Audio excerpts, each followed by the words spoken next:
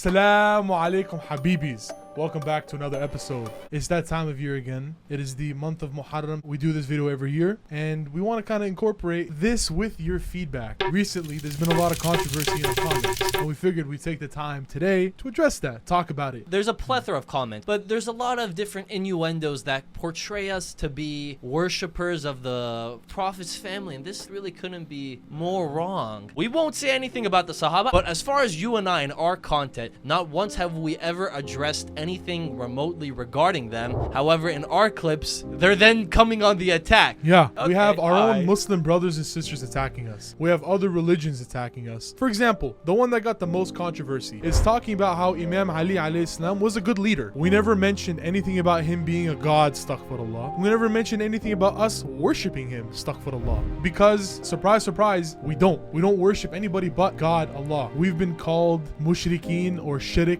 more times than we would care to count. All right. One of the brothers was like, he called us brother, then shirk right after in the same sentence. I'm like, hilarious. No, this don't work. This don't work. And in this holy month for all Muslims called Muharram, it's a good time to mention that we remember the example that our Imams left for us. Imam Hussain alayhi salam and all of those who fought bravely in Karbala, we remember the example that they set. We have one commenter who kind of shot himself in the foot. On the Imam Ali alayhi salam clip, when we were just saying how good of a leader he is, he decided to attack our religion and our belief system as a whole. But what's funny is that we asked him after his tirade, are you happy? This is a very useful trick to use in conversation, and at the end of it, if you ask this person, okay, so are you happy in your situation? I did that. I chose to use that again, and it's something I do. It's like, no, I'm not happy. I've been laid off for 2.5 months, and I've been just sitting at home, nothing to do, just like scrolling through the internet. Astaghfirullah. He said something like a very derogatory thing in regards to how we pray. He was just going off on how he would party and had all these memories and like he would never trade it for the world. I'm like, dog, you preaching this nonsense lifestyle and then you trying to attack us for not wanting anything to do with it. So at the end of it, I'm like, you happy with this? Okay. Keep in mind, what he was making fun of was the fact that we were living pious lives. That's it. We're living our lives wrong because he lived his life partying, drinking, neglecting his responsibilities. It's so amazing to see how much ignorance, misinformation, the amount of hate that people have towards us specifically. We're a relatively small podcast, no problem, I don't care. But like the amount of hate that a relatively small podcast has received just for the sole fact that we're practicing Muslim, dog, it's amazing. Although we are a small podcast, we're making a pretty big effect on some people's lives. We have our last video that we posted was what we would have done if we were not Muslim, how our lives would have been. We talked about just if we were not born into this religion, how different our life would have been in everything, in terms of the food we ate, the people we went out with, the friends we made, etc. People had a problem with that. People had a problem with the fact that our religion gave us a purpose. I understand where they're coming from, right? They're trying to justify not being religious but having a purpose in life. We weren't saying that the only way to have a purpose is through Islam. That's not what we said. We said to us, Islam gave us a purpose. We didn't say that you can't have a purpose without it. We said that having a religion gives you a purpose. It's one way to get a purpose.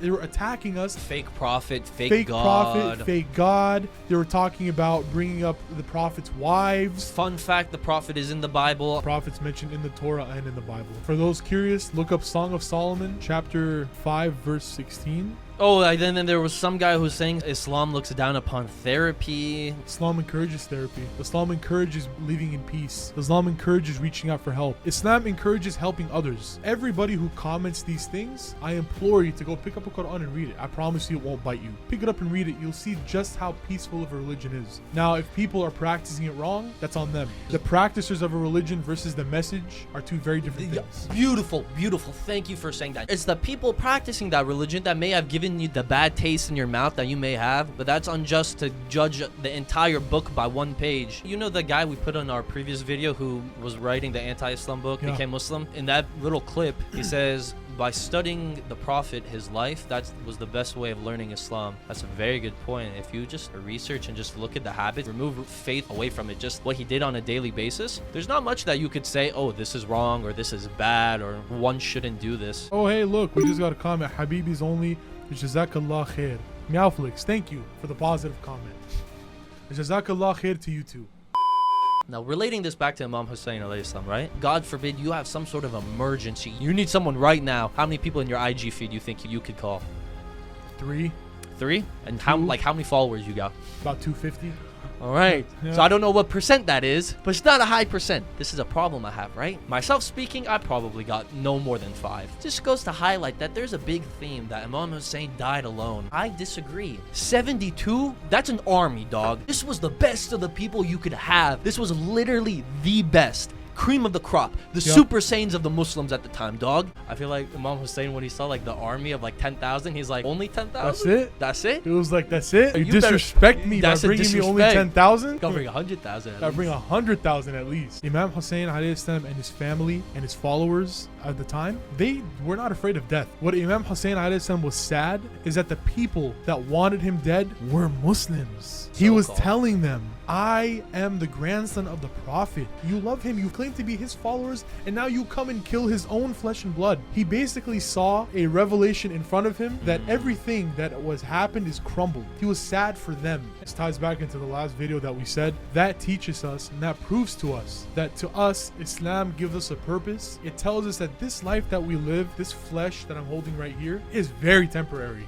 It is full of problems, full of despair, full of situations. But guess what? There's something after. We're gonna die. We're all gonna die. But we have a soul inside of us that's gonna go somewhere else and continue life forever. 72 people led to an annual pilgrimage of 40 million people. The biggest annual The pilgrimage. biggest annual pilgrimage, bigger than Hajj, which is around what, 10 million? Probably something like that, yeah. 10 million for Hajj, which is an obligation for Muslims. Yeah, Muharram You got have- like 40 Muharram million, has bro. 40 million people that go to Karbala. And they don't go to worship him. They go to pay respect. The people who are gonna claim, oh yeah, but you guys are like animals and you hid yourselves with chains. I'm not talking about them. Those people that you see, that comes down to the point we made earlier, that people you see practicing versus what you're supposed to do are two different things. I refute those people. I don't think you should. That's self-harm. No, I don't like when they do that. So if you have a problem with a message that preaches fighting against tyrannical rule, freedom of speech, living a lifestyle that has open mind, open eyes, open ears, if you have a problem with this, then God bless you. I don't know what to tell you. And if you have a problem with a religion that defines a believer as somebody who helps people, who helps the poor, who helps orphans, who treats his neighbor like his best friend,